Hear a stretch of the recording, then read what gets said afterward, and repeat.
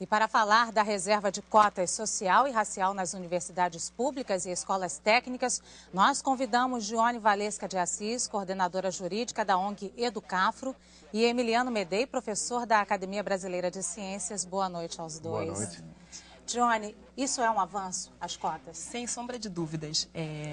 A adoção desse sistema rompe com um procedimento, né, baseado na meritocracia injusta, que parabenizava sempre as mesmas pessoas, e dá ensejo, promove a diversidade racial e étnica. Então, ao invés de fazer como sempre foi feito, que seria o quê?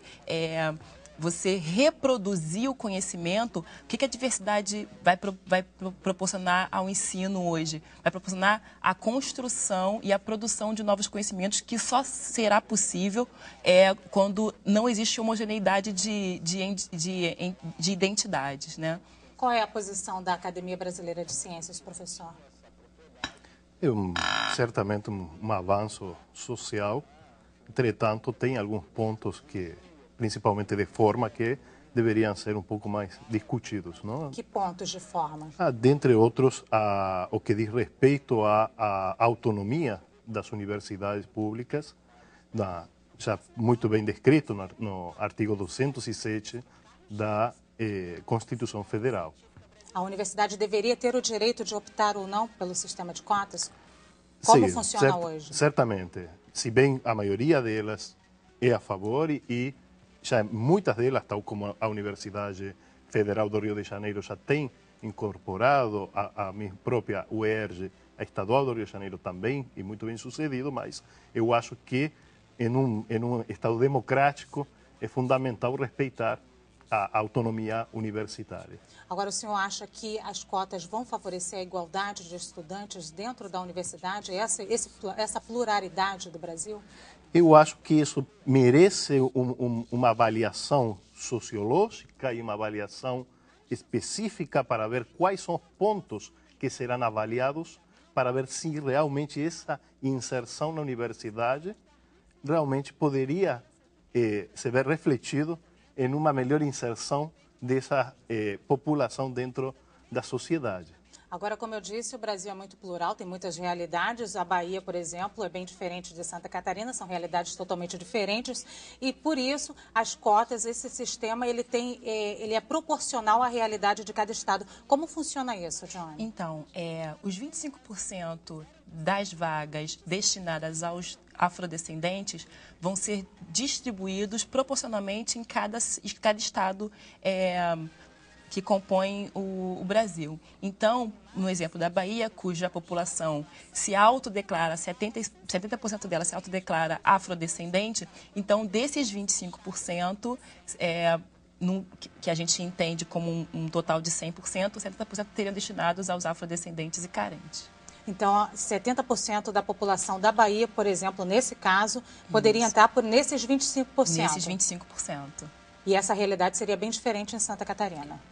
Sem sombra de dúvidas. Agora, a lei aprovada no Congresso, que depende da sanção da presidenta Dilma ainda, é preciso dizer, tem validade de 10 anos a partir da publicação. O que é preciso fazer para que esse sistema efetivamente funcione? Que mostre esse avanço da realidade dentro das universidades? Hoje a gente já tem uma experiência pioneira, que é no caso a UERJ, que completa agora 10 anos, né, de adoção do sistema de cotas e muito bem aplicado. Aqueles que aderem ao sistema entendem que se trata de um sistema não perpétuo, é um sistema paliativo que vai buscar a inserção do negro e do carente nas universidades, mas que a longo prazo tende a ser eliminado, porque vai conseguir pôr fim a essa diversidade, né, e a essa desigualdade de acesso à educação que hoje persiste na nossa realidade. O senhor acha também que haverá um avanço nesses 10 anos? Eles vão conseguir fazer isso em 10 anos? Mais uma vez, eu acho fundamental entender quais são os pontos que serão avaliados para ver se realmente serão alcançados ou não esses objetivos. Isso vai ser fundamental, saber com que vara você vai medir cada um desses objetivos e qual será o objetivo final, a meta final. Nesse contexto, eu acho que talvez poderia ser sugerido até uma avaliação um pouquinho mais cedo, talvez até cada 3 anos, e não daqui a 10 anos, a ver o que acontece e ter um acompanhamento melhor daquele estudante ou desses 50% de estudantes que entraram por esse sistema. E eu acho que isso é fundamental, que fique bem frisado, que o importante é realmente que tenha uma inserção em todo sentido esse indivíduo, não? Então, por isso que eu acho que aplicar de forma massiva esse sistema talvez não seja o mais indicado para ver esses resultados, assim como também eu acho que seria fundamental podermos ter uma avaliação, talvez trianual, a cada 3 anos, para poder acompanhar e ver como que está progredindo esse novo programa. Bom, é um debate extenso, longo. Eu quero muito agradecer a presença dos dois aqui. Muito obrigado.